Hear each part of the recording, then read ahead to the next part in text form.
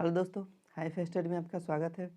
आज हम क्लास 10 के चैप्टर 1 के एमसीक्यू को सॉल्व करने वाले हैं। आजकल जो भी एग्ज़ाम्स होते हैं उसमें एमसीक्यू का बहुत ही इम्पोर्टेंट रोल है। तो आज का वीडियो बहुत ही मज़ेदार होने वाला है। तो चलिए हम बिना देर किए हुए अपने क्वेश्चंस को शुरू करते हैं। फर्स्ट क्वेश्चन में देखिए क्या कहा गया है। Which of the following rational number is expressible as non terminating decimal. नीचे दिया गया है ABC, इसमें बताना है आपसे कौन जो है नॉन टर्मिनेटिंग डेसिमल है, कौन जो है नॉन टर्मिनेटिंग डेसिमल है। तो टर्मिनेटिंग डेसिमल और नॉन टर्मिनेटिंग डेसिमल कैसे चेक करते हैं ये आपको पता होना चाहिए।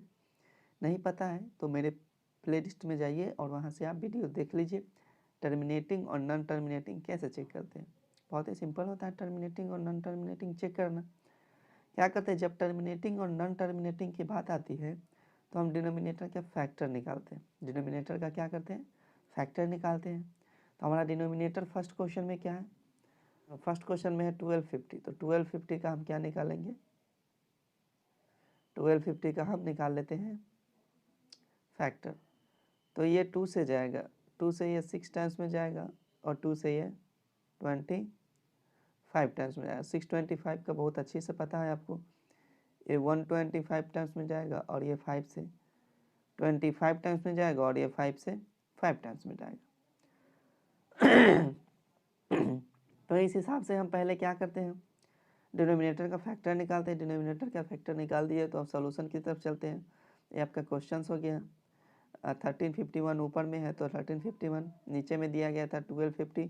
तो 1250 को फैक्टर में निकालते हैं तो क्या आता है, 2 और 5 कितने टाइम्स है, देखिए 5 है हमारा 4 टाइम्स। तो 2 का 2 हो गया, 5 की पावर 4 हो गया। इतना करने के बाद हम एक और काम करते हैं। एक और काम क्या करते हैं, तो जो हमारा न्यूमरेटर होता है उसमें देखते हैं क्या कहीं 2 और 5 उसका फैक्टर तो नहीं आ रहा है ना। तो ऊपर में देखिए, देख सकते हैं आप कि कितना दिया गया है, 1351 दिया गया है। क्या कभी 1351 का आ सकता है फैक्टर 2 और 5? नहीं आ सकता है, क्योंकि आप देखिए इसके यूनिट डिजिट पर 1 है तो कभी भी 2 और 5 इसका फैक्टर नहीं आ सकता है। तो इस हिसाब से हम क्लियर है कि नीचे में हमारा कितना आया, 2 आया और 5 के पावर कितना आया, 4 आया। तो इसको क्या लिख सकते हैं, 5 के पावर n इंटू 2 के पावर m। अगर किसी रेशनल नंबर के डिनोमिनेटर का फैक्टर 2 के पावर m और 5 के पावर n के फॉर्म में आता है तो वो हमारा क्या होता है, वो हमारा टर्मिनेटिंग डेसिमल होता है। कौन सा होता है, टर्मिनेटिंग डेसिमल होता है। तो इस हिसाब से हम कह सकते हैं कि ये जो फर्स्ट नंबर है वो फर्स्ट नंबर हमारा टर्मिनेटिंग डेसिमल है। कौन सा डेसिमल है, टर्मिनेटिंग डेसिमल, नॉन टर्मिनेटिंग नहीं है। तो चलिए ये तो चेक कर लिए बुक के लैंग्वेज में भी। तो क्या कह सकते हैं, we know 2 and 5 are not the factor of 1351। तो जानते हैं कि 1351 का फैक्टर है नहीं। So the given rational is in its simplest form, इसलिए ये जो दिया गया रेशनल है वो सिंपलेस्ट फॉर्म में है। And it is of the form 2 के पावर m इंटू 5 के power n for some integers. जो इंटीजर्स नीचे में हमारा था 1250, उसका जो पावर है उसका जो फैक्टर है 2 के पावर m इंटू 5 के पावर n के फॉर्म में। So the given number is it's terminating decimal, इसलिए कह सकते हैं कि गिवन नंबर जो है वो टर्मिनेटिंग डेसिमल में है। देख भी सकते हैं नीचे ला दिया गया है। वो कैसे लाते हैं, डेसिमल में कैसे चेंज करते हैं, प्रीवियस वीडियो में बता चुके हैं, प्लेलिस्ट में जाकर के आप देख लीजिएगा। तो टर्मिनेटिंग और नॉन टर्मिनेटिंग चेक करने के लिए सबसे पहले क्या करते हैं, डिनोमिनेटर का फैक्टर निकालते हैं। फैक्टर 2 और 5 के फॉर्म में आया, इसका मतलब वो हमारा टर्मिनेटिंग है। नहीं आया, नॉन टर्मिनेटिंग है। अब इसी का हम बी की तरफ बढ़ते हैं। देखिए बी में क्या है, 2017 डिवाइडेड बाई है 250। तो फिर क्या करेंगे, 250 का फैक्टर निकालते हैं। तो 2 से जाएगा 2 1 जा और ये 25 जा।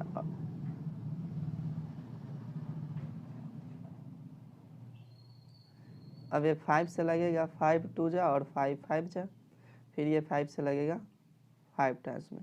तो इस तरह से कह सकते हैं कि फैक्टर यार 2 इंटू 5 इंटू 5 इंटू 5, यानी 2 तो सिंगल रहेगा बट 5 का पावर कितना रहेगा, 3 रहेगा। तो यहाँ लिख दिए।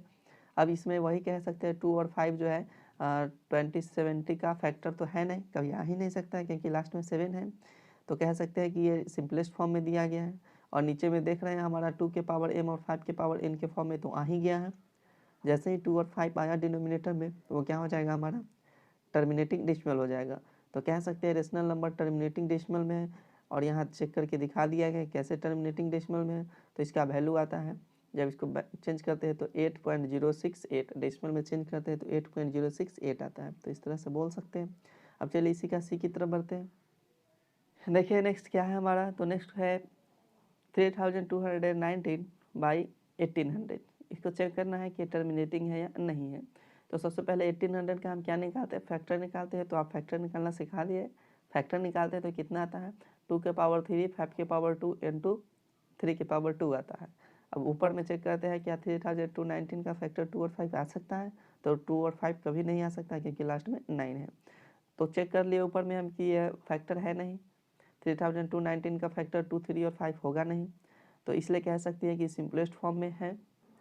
और हम देखते हैं कि नीचे में हमारा डिनोमिनेटर आया 2 और 5, डिनोमिनेटर का फैक्टर आया 2 और 5।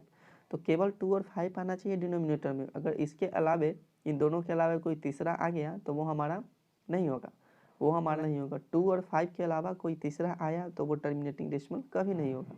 तो यहाँ लिख सकते हैं 2 के पावर 3, 5 के पावर 2, 3 के पावर 2 नॉट इक्वल टू, ये तो इक्वल टू आया नहीं 2 के पावर n इंटू 5 के पावर n के फॉर्म में।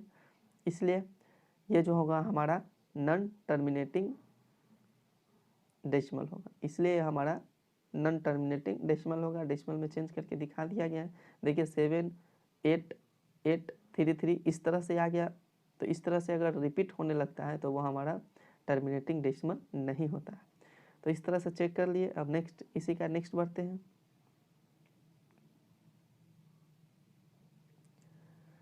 इसी का नेक्स्ट है अब 7023/625। तो जब 625 का फैक्टर निकालते तो 5 के पावर 4 आता है, और 1723 का फैक्टर कभी 5 होगा नहीं, इसलिए सिंपलेस्ट फॉर्म में है।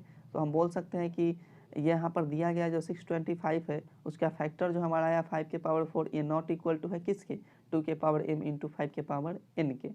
तो इस तरह से ये हमारा क्या हो गया, नॉट टर्मिनेटिंग डेसिमल हो गया। ये भी हमारा टर्मिनेटिंग डेसिमल नहीं है। तो इस तरह से चेक कर लिए, यानी सी और डी जो था हमारा टर्मिनेटिंग डेसिमल के एग्जाम्पल्स नहीं थे। तो अब नेक्स्ट क्वेश्चन की तरफ बढ़ते हैं। नेक्स्ट है के नंबर क्वेश्चन क्या कहता है, if a is equal to 2 के पावर 2 इंटू 3 के पावर 3 इंटू 5 के पावर 4, ए का वैल्यू ये दे दिया गया है आपको। And b is equal to 2 के पावर 3, 3 के पावर 2 और 5 के पावर 1, कुछ नहीं है तो 1 है। और बी का वैल्यू ये दे दिया गया है। तो आपसे HCF पूछा जा रहा है, ए और बी का HCF कितना होगा। तो HCF के बारे में हम आपको बता चुके हैं कि क्या होता है HCF। तो HCF जो होता है वो कॉमन होना चाहिए और सबसे कम पावर वाला होना चाहिए, दोनों में कॉमन और सबसे कम पावर वाला होना चाहिए। तो इस तरह से चलते हैं हम नेक्स्ट स्टेप की तरफ। तो हमारा ए और बी का वैल्यू लिख दिए। उसके बाद HCF क्या होता है, product of smallest power of each common factor. Each common factor जो होता है उसका स्मॉलेस्ट पावर को लेते हैं।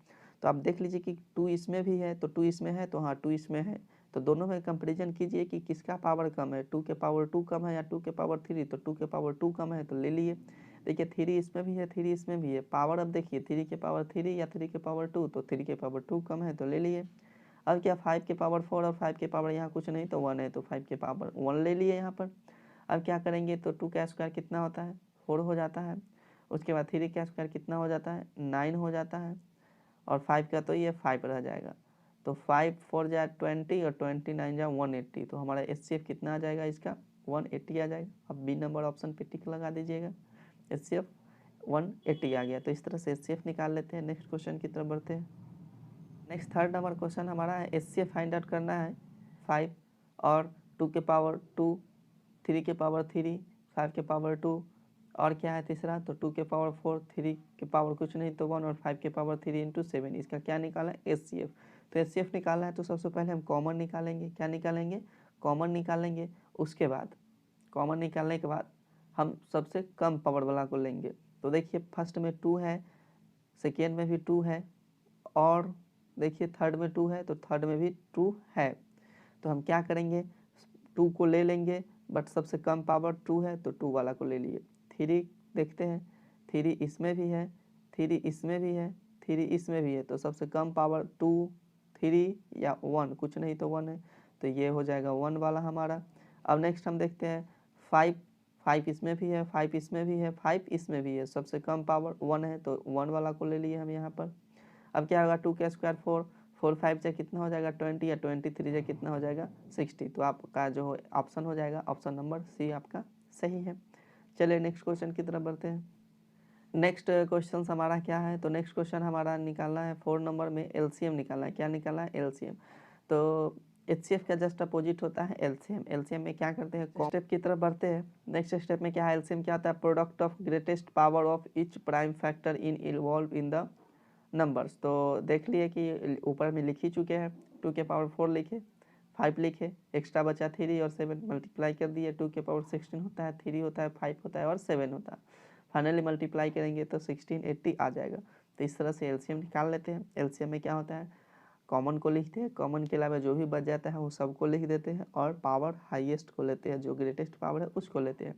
नेक्स्ट क्वेश्चन की तरफ बढ़ते हैं। हमारा 5 नंबर क्वेश्चन है, कहता है HCF of 2 number is 27। 2 number के एचसीएफ 27 है, एलसीएम 160 दिया गया है, उसमें से एक नंबर दिया गया है 54। What is the other number? तो दूसरा नंबर क्या होगा?